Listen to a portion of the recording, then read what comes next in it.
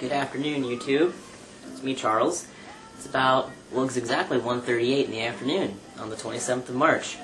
Don't really want to do a personal update, but just been keeping busy, let's say that. And yeah, anyways, a lot of people have asked me for trans book recommendations and film recommendations, so I kind of want to do a video about that. But honestly, most of my F2M books are not here with me in San Francisco. They're at home in Jacksonville. But I thought I picked up a few here, and I have some. But the first one is pretty interesting. I got it at a different light in the Castro. It's called The First Self-Made Man by Pagan Kennedy, and it's the story of two sex changes, one love affair, a 20th century medical revolution. Dr. Michael Dillon is the first documented F2M sex change, and it's his story. It's very cool. Definitely recommend it. First Self-Made Man. A book I don't have on me right now that really helped me see myself differently and come to understand my trans identity was Jameson Green's Becoming Invisible Man. Please read that. If you're new to transition, if you're transitioned 10 years, whatever, you need to read it. James Green is an awesome guy. Another one, Lauren Cameron, Body Alchemy. It's a great photo book of different F2M surgeries, just F2Ms, profiles of them. It's really great. So Body Alchemy by Lauren Cameron. And also, The Testosterone Files by Max Valerio. He just very well documents his hormonal transition, doesn't focus so much on surgeries and stuff, which is nice. So the Testosterone Files are good. There's mixed reviews about it, but really, in terms of hormonal and mental changes, it's definitely a good read. I'm blanking here. The Phallus Palace by Dean Kachula. It's just different essays and stuff, some gathered by F2Ms themselves, some psychotherapists, and it's really great, The Phallus Palace by Dean Kachula. There's many other books, Both Sides Now by Dylan something.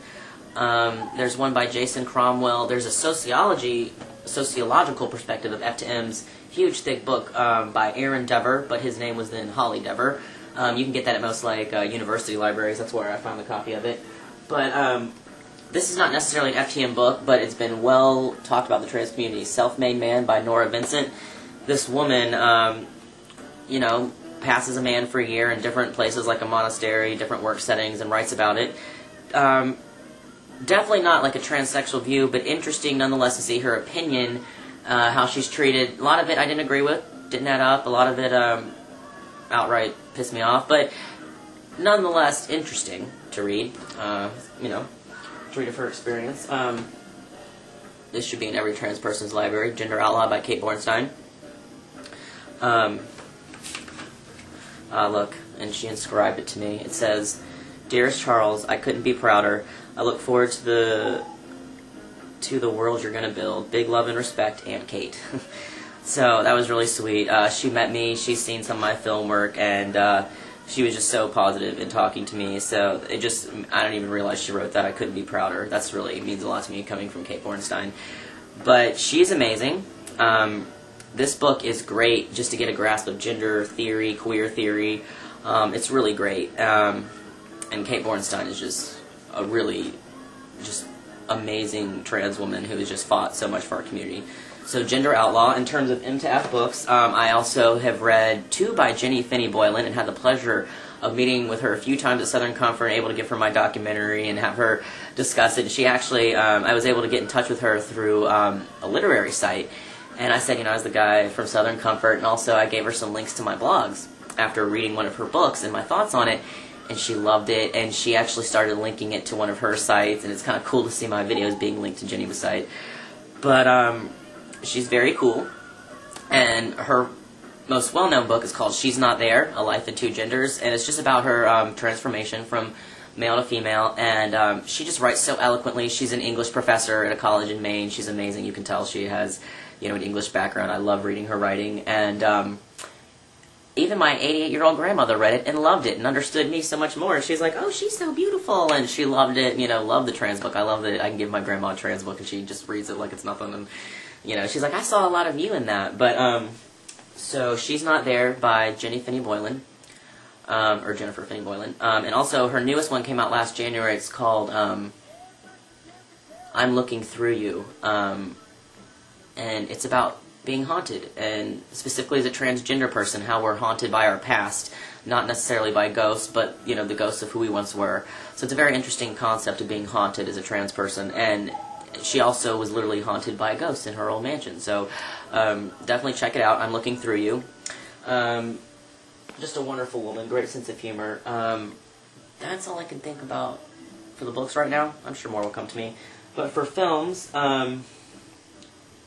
once again, I don't have very many FTM films. The Brandon Tina story, which is the documentary, the actual documentary story to Boys Don't Cry, which is the, you know, dramatic portrayal of Brandon Tina's life, which I think is, it is good. I don't agree with always the tragic descriptions of trans life, but, like, you know, this is a true story, and I'm glad the story was told. But we do need positive representations of trans people's life, but unfortunately this did happen, and I think, you know, it was good that it was put mainstream so people do get the idea that this happens to trans people, this violence and things. So, yeah. Southern Comfort, in which most people know the documentary, or the conference because of this film. This man, Robert Eads, was living in rural Georgia and not able to get treatment for his ovarian cancer and cervical cancer and whatnot, and he died because he was not able to. And this film documents his, you know, his life and his slow demise, and it's very touching and sad, and it just really shows you trans people are not always who you think they are. It shows you what we face in barriers to healthcare. It just, you know, it's just some country guy, you know, that's a trans man. It's great to show people that have no idea about our community, and I love to show them this film because they're just like, so Southern Comfort's amazing. And also what's cool is Max, his little brother in here, is now my big brother, and we met at Southern Comfort, and we've kept in touch, and it's just amazing, you know, to, I don't know, have like a big brother to turn to like that. So that's kind of my big brother, is Max from this film, Southern Comfort, because, you know, he's kind of like the guy I look up to. Let's see, more trans stuff. Enough Man.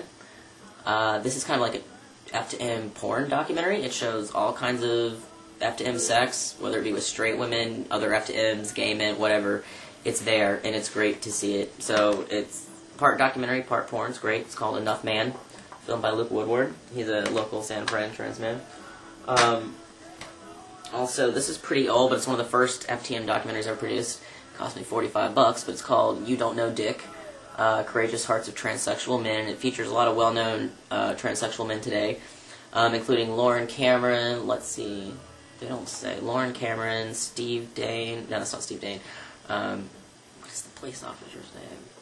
Oh, I know it always, but I don't know it. Max Valerio and James Green. And so this is them in the 90s. Pretty cool. This came out maybe mid to late 90s.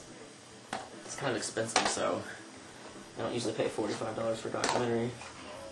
You don't know, dude. No, man. That's all I have here because I haven't gotten all my stuff from my parents yet. But in terms of gay stuff, After Stonewall, it's a great documentary. If you can ever see Screaming Queens, you probably can't buy it, but it's just this documentary by Dr. Susan Stryker, who's a trans woman, and she documented the riots at Compton's Cafeteria here in San Francisco, which actually happened before the Stonewall riots in New York. So that's pretty cool, piece of transgender history, but After Stonewall is pretty cool. Paragraph 175 is about the gay men, specifically, who had to wear the pink triangle in the Holocaust. Most people know this that are queer, but if you don't, like Jewish people had to wear blue stars, they had to wear, or was it gold stars? I don't know, I'm sorry, I'm a little out of it.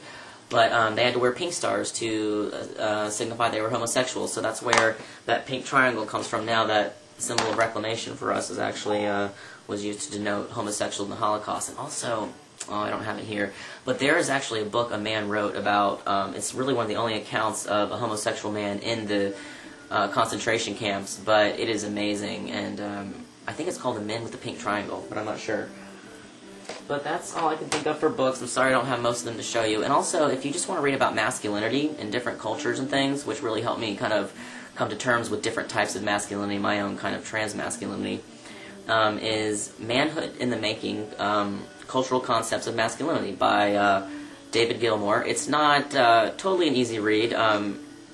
It doesn't read as easy as Max Valerio, but some people are surprised when they try to read. It's a little more dense, more of a anthropological, sociological, gender studies type. More of an it's a textbook.